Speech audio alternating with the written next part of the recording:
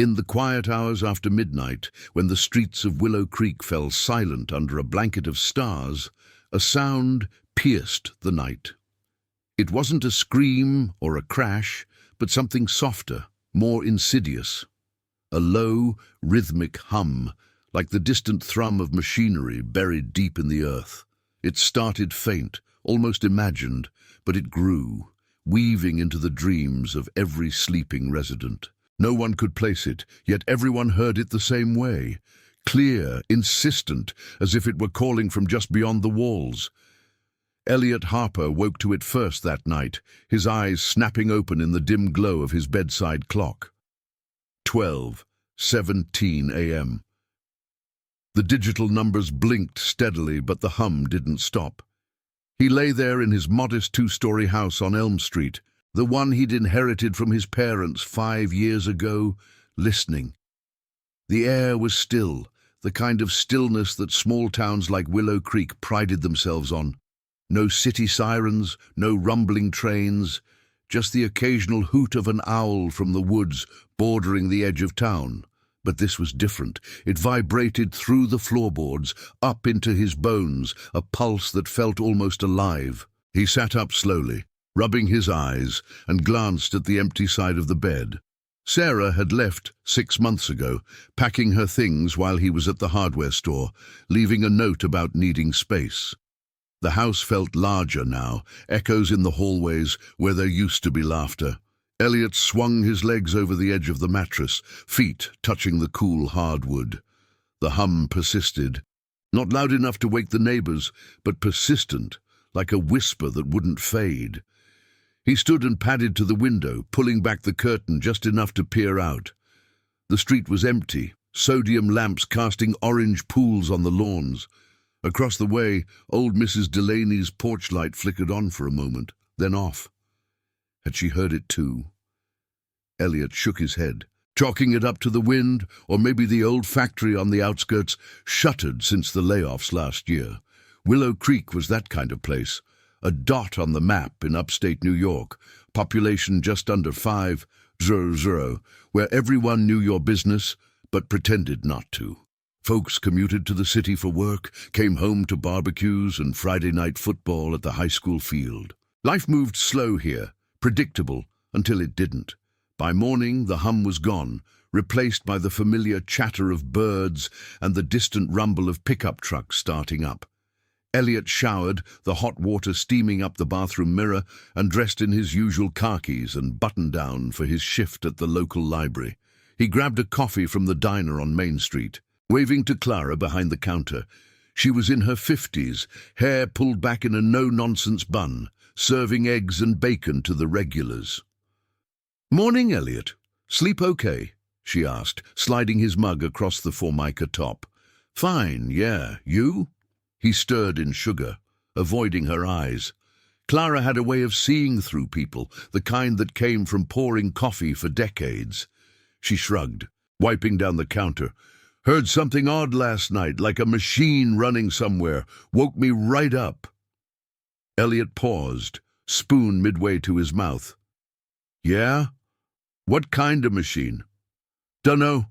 Low hum, steady, gone by dawn." She glanced toward the window where the sun was climbing over the rolling hills. "Probably nothing. These old houses creak sometimes." He nodded, but the unease lingered as he drove to work in his '98 Ford, the radio tuned to the local station playing classic rock. Willow Creek's library was a squat brick building next to the town hall, shelves lined with bestsellers and local history books no one checked out anymore. Elliot spent his days reshelving returns and helping kids with homework, the quiet hours a balm after Sarah's departure. Today, though, the place felt off-kilter.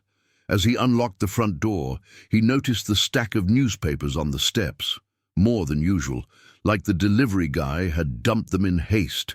Inside, the air smelled of aged paper and faint lemon polish. He flipped on the lights, the fluorescents buzzing to life overhead. That's when he saw it. A book on the circulation desk that shouldn't have been there. Echoes of the Valley, a dusty tome about the town's mining history from the 1800s. He hadn't touched it in months. It was stored in the back room. Frowning, he picked it up, flipping through yellowed pages. A faint smudge of dirt marked the margin, as if someone had handled it recently. Shaking it off, Elliot got to work, but the morning dragged with small irritations. The computer terminal glitched twice, freezing on a search for local folklore. Outside, the sky turned overcast, grey clouds pressing down on the rooftops. At lunch, he walked to the park across the street, where a few townsfolk sat on benches, Mr. Jenkins from the auto shop feeding pigeons, and a couple of high schoolers skipping class. No one mentioned the hum, but their conversations felt subdued, eyes darting to the tree line. Back at the library, the afternoon brought a trickle of patrons. First was Tommy Ruiz, the kid from down the block, all gangly limbs and backpacks slung low. "Mr. Harper, you hear that noise last night? Like buzzing in my head." Elliot looked up from the Dewey Decimal List. "Buzzing? What do you mean?" Tommy shrugged, grabbing a comic from the rack. "Dunno.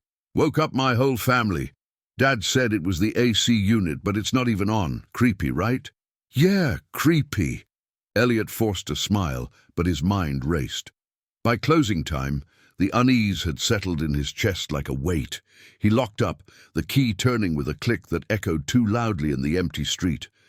Driving home, the radio crackled with static, the DJ's voice cutting in and out. Folks around town reporting. Odd sounds. Nothing to worry about. At the house, Elliot microwaved leftovers, meatloaf from the freezer, Sarah's recipe, and ate in front of the TV, some mindless sitcom flickering without sound. The clock ticked toward midnight. He tried to read, but the words blurred.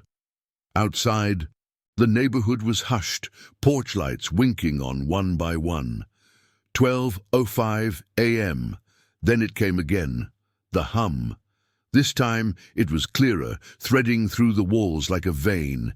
Elliot stood, heart picking up pace, and moved to the kitchen window. The backyard stretched dark to the fence, the old oak trees swaying slightly. No wind. He stepped outside, the screen door creaking shut behind him. The air was cool, carrying the scent of damp earth from the nearby creek. The hum seemed to rise from the ground, vibrating under his bare feet. Across the fence, a light snapped on in the Thompsons' house. Their dog barked once, sharp and confused, then fell silent. Elliot waited, breath fogging in the chill, but no one emerged. The sound pulsed, steady as a heartbeat, drawing him toward the edge of the yard. He stopped at the wood line, peering into the shadows where the path led to the old quarry, long abandoned. It was just a sound, he told himself. Nothing more. But as he turned back inside, locking the door with trembling hands, he couldn't shake the feeling that it knew he was listening. The next few nights blurred into a pattern that Elliot couldn't ignore. Even as he tried to convince himself, it was nothing more than the town's collective imagination running wild. The hum returned each midnight, precise as clockwork, starting soft and building until it filled the spaces between his thoughts. He'd lie awake in the dim bedroom, sheets tangled around his legs, staring at the ceiling fan's lazy spin. It wasn't mechanical anymore in his mind, not entirely. It felt organic, like the breath of something vast and patient, stirring just out of sight. By Wednesday morning, the whispers had spread through Willow Creek like fog rolling off the creek. At the diner, Clara's counter was busier than usual, locals nursing their coffees longer than they needed to, voices low and overlapping. Elliot slid onto his stool, the vinyl creaking under him, and ordered his usual black. She poured it without a word, but her eyes lingered on him a beat too long. "Everyone's talking about it," she said finally, leaning in as if sharing a secret. "That sound. Mr. Jenkins swears it's coming from the old quarry road. Says he drove out there last night, flashlight in hand, but couldn't find a thing." Elliot sipped the coffee, hot and bitter on his tongue. "Quarry Road? That's been closed off for years. Chain link fence and all." Clara nodded. glancing at the other patrons. A cluster of farmers in flannel shirts, the postman with his cap pulled low. Folks are spooked. Tommy's mum called the sheriff this morning. Said he'd kept her kid up all night, crying about voices in the walls. He set the mug down, the ceramic clinking against the saucer. Voices. That was new. The hum had been just that, a hum, wordless and insistent. But now, with Clara's words hanging in the air, doubt crept in. Was he hearing more than he thought, or was the town amplifying its own fears, turning a simple noise into something sinister? The drive to the library felt longer that day, the winding roads flanked by cornfields turning golden in the autumn light. Willow Creek's outskirts were dotted with weathered barns and for sale signs, remnants of better economic times. Elliot's radio stayed off. He didn't want the static interruptions anymore. At work, the building seemed quieter than ever, the high shelves casting long shadows, even in the midday sun, filtering through the windows. He busied himself with inventory, pulling carts of books from the returns bin. But as he wheeled it down the aisle, marked local history, his foot caught on something, a loose floorboard perhaps, or just his own distraction. No, it was deliberate. The same book from yesterday, Echoes of the Valley, lay open on the floor, pages splayed as if dropped in haste. He knelt, picking it up carefully. The smudge was still there, but now a faint crease ran along the spine, like fingers had gripped it tightly. "Who's been in here?" he muttered to the empty room. The library wasn't locked during his lunch break. Anyone could wander in from the park. Still, the backroom key was on his chain, and he'd checked the door himself. Shaking his head, he reshelved it, but the unease followed him like a shadow. Afternoon brought more visitors than usual, drawn perhaps by the grey skies pressing down outside. First was Mrs. Delaney from across the street, her walker clicking softly on the linoleum. She was in her 80s, sharp as a tack but frail, with a cardigan that smelled faintly of mothballs. "Elliot, dear," she said, peering over her glasses at the front desk. "You wouldn't happen to know about that noise, would you? It's like the earth is humming to itself. Reminds me of the old days, when the mines were active. My father worked them, you know. Said the tunnels went deeper than anyone admitted." He straightened a stack of flyers, avoiding her gaze. "Mines? I thought Willow Creek was more farming than mining." She chuckled, a dry sound. "Oh, that's the pretty story we tell tourists. But there were shafts under the town, honeycombing the hills, collapsed in the 50s or so, they say. Listen close tonight. That hum might be echoes from below." Elliot forced a polite smile, but her words lodged in his chest. Echoes. The title of the book flickered in his mind. By the time she left, shuffling out with a mystery novel tucked under her arm, the library felt smaller, the walls closer. As closing neared, the power flickered once, lights dimming for a heartbeat before steadying. Elliot checked the breaker in the utility closet, but everything was fine. Outside, the parking lot was empty, the town settling into its evening rhythm. Kids on bikes pedaling home, the distant call of a screen door slamming. He locked up, the key's turn echoing in the quiet, and headed home under a sky bruised with clouds. Dinner was a sandwich at the kitchen table. The house silent except for the fridge's occasional hum, familiar, mechanical, nothing like the midnight intruder. He tried the TV again, flipping to a news channel out of Albany. The anchor mentioned nothing about Willow Creek, just stock reports and weather warnings for rain. But as the clock edged toward 11, Elliot found himself pacing, drawn to the windows like a moth to flame. 11:58. He turned off the lights, standing in the dark living room, ears straining. The neighborhood was still, no cars on Elm Street, no footsteps on the sidewalk. Then, at the stroke of 12, it began. The hum. Softer tonight, almost seductive, weaving through the floor like roots seeking water. Elliot moved to the back door, slipping on his jacket against the chill. He stepped onto the porch, the wood cool under his socks. The yard was a sea of shadows, the oak tree a black silhouette against the faint moonlight. The sound seemed to emanate from the fence line, pulling him forward. He crossed the grass, dew soaking his feet, and stopped at the gate leading to the path toward the woods. There, in the underbrush, something glinted, a flash of metal, quick and gone. His pulse quickened. A discarded tool, an animal's eye. He leaned closer, branches brushing his face, but the darkness swallowed details. The hum swelled, vibrating in his teeth, and for a moment he swore he heard a pattern within it, a rhythm, like Morse code, or perhaps words too faint to grasp.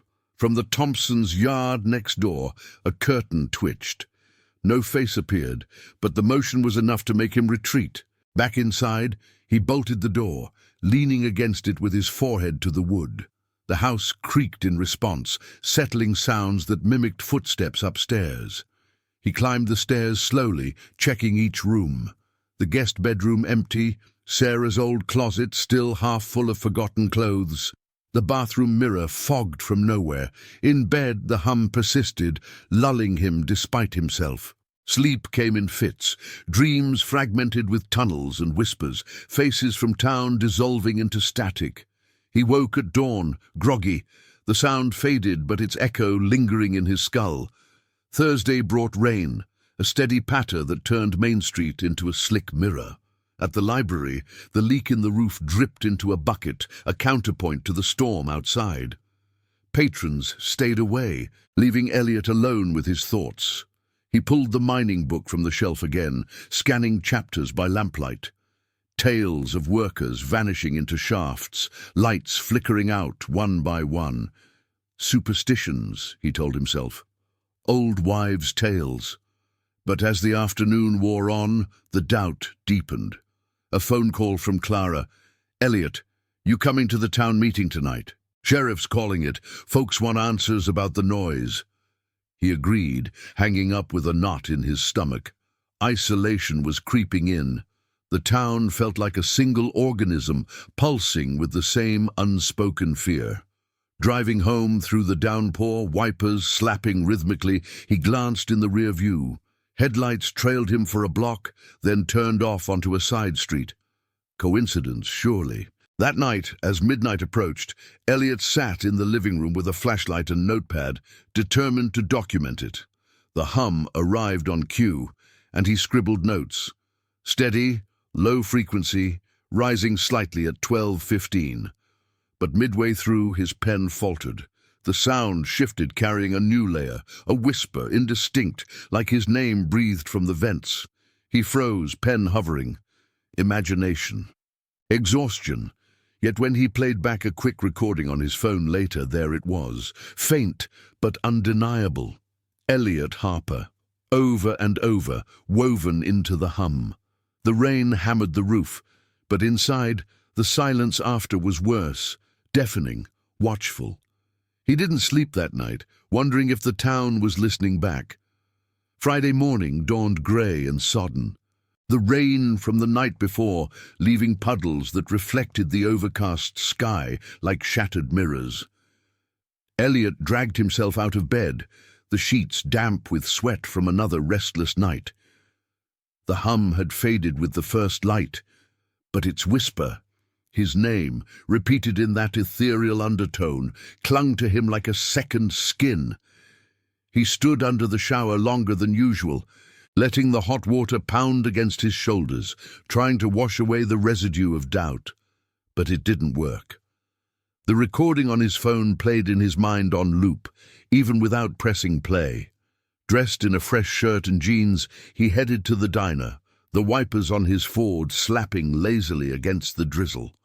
Main Street was subdued, storefronts with closed signs dangling crookedly, the usual morning bustle muted by the weather. Clara was behind the counter as always, but her face was drawn, lines etched deeper around her eyes. She poured his coffee without asking, the steam rising in lazy curls. "Town meeting's at 7, she said, her voice low as if the walls might overhear. Sheriff's office. Everyone's going. You? Elliot nodded, wrapping his hands around the mug for warmth. Yeah, figured I'd see what they say. She leaned closer, wiping the same spot on the counter over and over. My nephew in Syracuse called this morning. Said the power company's checking lines out by the quarry. Some kind of interference, maybe, but I don't buy it. Felt too personal last night. Like it was right in the room with me. He met her gaze, the word personal hanging between them. His own recording burned in his pocket, unspoken. Around them, the diner filled slowly, farmers shaking off raincoats, the postman nursing a tea. Conversations murmured like the patter outside, snippets of that damn noise and can't take much more, floating over the clink of silverware. No one raised their voice. It was as if shouting might summon it back. The library was a ghost of itself that day, the leak still dripping into the bucket with a steady plink-plink that mimicked the hum's rhythm. Elliot avoided the local history section, but the book seemed to call to him from the shelf, its spine a faint outline in the dim light. He busied himself with emails and catalog updates. The computer screen's glow, the only bright spot. Around noon, Tommy Ruiz wandered in, soaked from head to toe, his backpack dripping on the mat. Mr. Harper, you going to the meeting? The boy asked, shivering as he browsed the graphic novels. Elliot looked up from his desk. Yeah, Tommy, why? You hearing it worse? Tommy shrugged, but his eyes were wide, too old for his 13 years. It's not just the hum now. Last night I thought I heard laughing like far away, but in my dream. Woke up and my window was open. Mom swears she closed it. Elliot's throat tightened. Laughter. His own experience had been a name, but this felt like threads unraveling, each person pulling at a different strand of the same nightmare. Windows can stick in this weather. Probably the wind. The kid nodded, but didn't look convinced, grabbing a Spider-Man issue and heading to a table by the window. Elliot watched him, the rain streaking the glass like tears. The afternoon crawled by, patrons trickling in for shelter more than books. Mrs. Delaney again, knitting in a corner chair, her needles clicking a counterpoint to the storm. Mr. Jenkins, flipping through auto magazines without reading. By 5, Elliot locked up early, the sheriff's office just a short walk down the block. The rain had eased to a mist, cloaking the town in a soft haze. The office was a low brick building next to the volunteer firehouse, its parking lot filling with pickup trucks and sedans, headlights cutting through the gloom. Inside, the community room hummed with low voices, folding chairs arranged in rows facing a podium. Nearly 100 people crammed in, half the town, it seemed. Faces familiar from church picnics and grocery lines, now etched with shared worry. Sheriff Harlan Brooks stood at the front, a burly man in his 60s with a mustache like steel wool, fiddling with a microphone. His deputy, a young woman named Reyes, passed out notepads and pens, as if this were a PTA meeting rather than something unraveling the town's seams. Elliot found a seat near the back, next to Clara and old Mr. Thompson from next door, who nodded grimly. Brooks cleared his throat, the feedback squealing briefly. Folks, I know why you're here. That sound after midnight, it's got everyone on edge. We've had calls pouring in since Monday. Power company says no faults in the lines. Acoustics expert from the university in Albany's coming tomorrow to take readings. Could be seismic activity, or even migration patterns messing with the air. Birds, maybe, or wind through the hills. Murmurs rippled through the room. A farmer in the front row stood, hat in hand. Sheriff, it's not birds. It's like, it's watching us. My wife heard her mother's voice in it last night. She's been gone 10 years. Nods spread like wildfire. Mrs. Delaney raised a frail hand. Echoes from the mines, I tell you. My father warned about the tunnels. They say if you listen too long, it pulls you in. Brooks held up a hand, placating. Now let's not jump to ghost stories. We've got a plan. Patrols out by the quarry tonight, monitoring equipment set up. If anyone's got recordings, bring 'em to Deputy Reyes. We'll get to the bottom of this." Elliot shifted in his seat, the phone heavy in his pocket. He hadn't planned to share, but the pressure built, a collective exhale as the meeting wrapped. People lingered, clustering in knots, whispers of, "What if it's the factory ghosts or government testing out there?" Clara touched his arm as they filed out. "You okay? Look like you've seen it up close." He forced a smile. "Just tired. See you around." The walk home was through deepening twilight, the mist turning to fog that swallowed streetlights whole. Elm Street felt narrower, houses hunched against the encroaching dark. At his door, Elliot paused, key in hand, scanning the yard. The oak tree loomed, branches like fingers. Inside, he double-checked locks, the routine now laced with ritual. Dinner was untouched, cereal that grew soggy in the bowl. He set up in the living room, phone recording again, flashlight ready, even a glass of water to steady his hands. The clock ticked mercilessly toward midnight. 11:55. The house settled with sighs, floorboards groaning. Across the street, lights winked off one by one. At 12 sharp, the hum bloomed, softer than before, but insidious, seeping through cracks like smoke. Elliot closed his eyes, focusing, the vibration humming in his chest. It built gradually, layers unfolding, a bass thrum, then that whisper edge, his name again, clearer now, intertwined with fragments. Sarah. Quarry. Listen. He grabbed the phone, replaying segments, heart hammering. There it was, undeniable, voices overlapping in a chorus too faint for clarity, but too real to dismiss. Not just his name, others, pieced from the town, Clara, Harlan, Tommy. The sound wasn't random, it was a tapestry, weaving their secrets, their fears. Panic flickered, but he pushed it down, grabbing his jacket. He couldn't stay inside, walls closing in. Outside, the fog was thick, muffling the world. He followed the fence line to the wood path, flashlight beam cutting swaths through the white. The hum guided him, pulsing stronger toward the quarry road, branches parting like they wanted him to pass. Deeper in, the trees thinned, the old chain-link fence materializing from the mist, rusted and sagging. A gap yawned where wire had been cut, recent by the sharp edges. Elliot hesitated, beam trembling. Beyond lay the quarry, a vast bowl scarred into the earth, water pooling at the bottom like ink. The hum emanated from there, rising like breath from a grave. He stepped through, gravel crunching underfoot, the sound echoing unnaturally loud.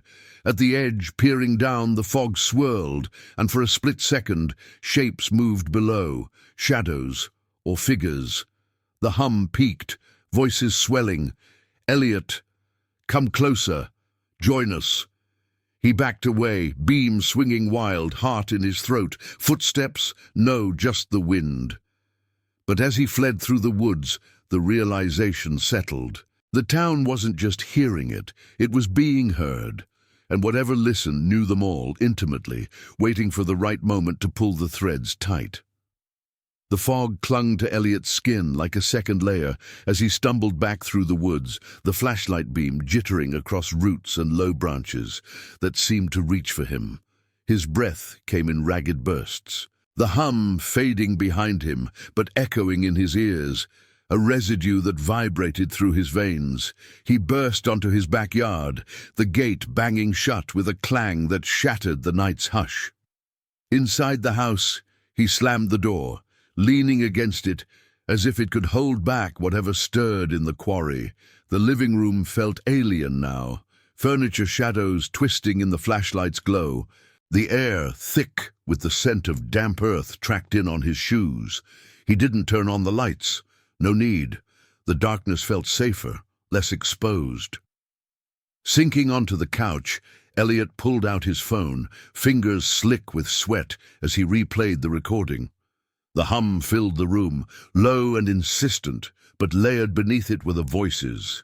Clearer than before, a murmur of names and half-formed pleas. Sarah's voice soft and distant, calling his name from 6 months ago, the day she left.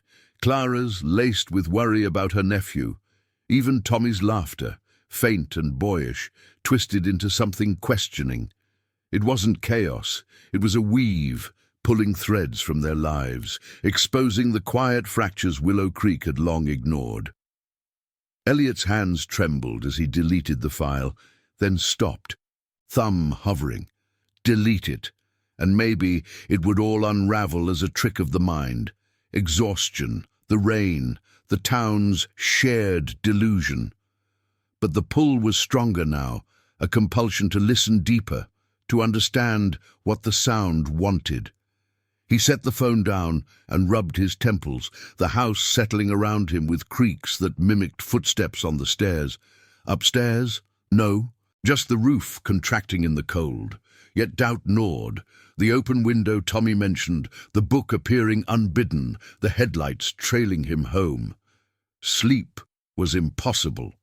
He paced the kitchen, the linoleum cold underfoot, brewing coffee he wouldn't drink. The clock on the microwave blinked, 2:47 a.m., the night stretching endless. Outside, the fog pressed against the windows, blurring the world into smears of grey.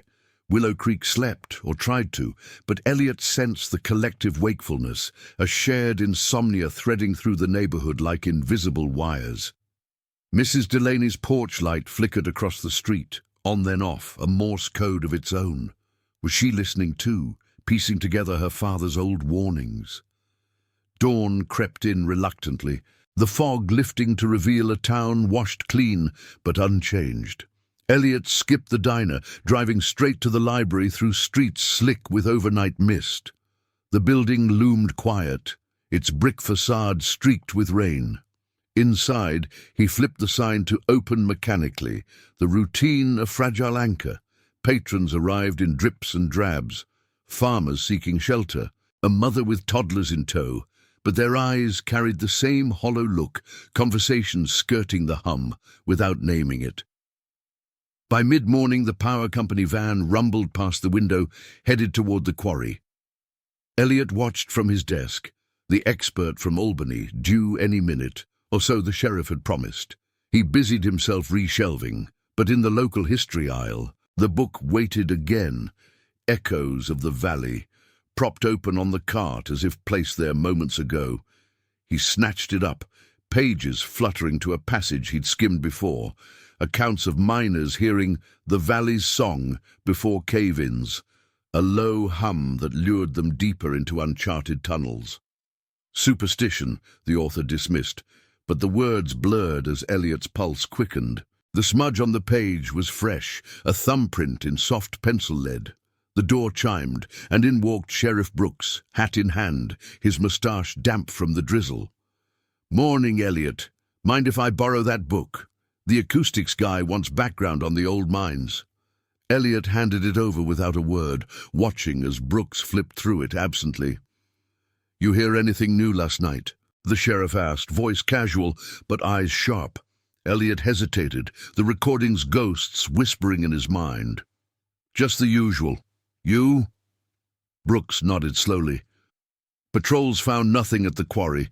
Equipment picked up some low-frequency vibes, but nothing traceable. Could be underground water shifting or gas pockets. Folks are calming down, though. Meeting helped."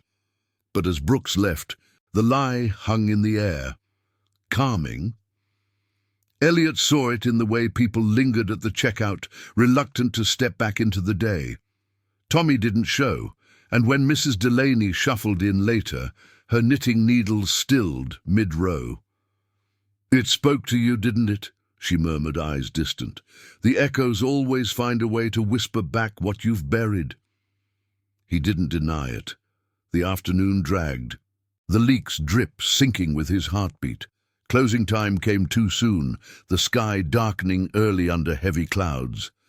Elliot drove home via the long way, skirting the quarry road, but the pull tugged at him, a magnetic ache in his chest. At the house, he found the back gate ajar, though he'd latched it tight. Wind, he told himself, but the yard felt trampled, grass matted in a path leading to the woods. Night fell like a curtain, the clock's hands crawling to midnight. Elliot sat in the dark living room, no recording this time, just listening. The hum arrived precisely, blooming from the floorboards, softer, almost inviting. It wrapped around him, voices emerging not as fragments but a chorus. The town's unspoken griefs, losses, regrets, Sarah's departure, Clara's unspoken loneliness, Tommy's fears of growing up in a fading town, and beneath it all his own, the emptiness of the house, the life slipping away unnoticed. He rose, drawn to the back door, stepping into the yard without a light. The hum guided him, the path through the woods familiar now, the fence's gap welcoming. At the quarry's edge, the fog had returned, swirling in the bowl below. Shapes moved again, not shadows but outlines, human forms standing silent at the water's brim. Neighbors, strangers. They turned as one, faces indistinct, beckoning with open hands. Elliot teetered on the lip, the hum swelling to a song, promising answers in the depths. "Join us," it breathed, and for a heartbeat he leaned forward, the edge crumbling softly under his weight. But clarity pierced the haze. This wasn't escape. It was surrender, the sound feeding on their isolation, amplifying it until the town unraveled from within. He stepped back, retreating into the trees, the hum following like a sigh. Back home, he barred the door, but the voices lingered in the walls, waiting. Willow Creek would wake to another day, the sound dormant but alive, listening still. And in the quiet hours, when the stars wheeled overhead, it would call again, patient, inevitable, knowing every secret it had stirred.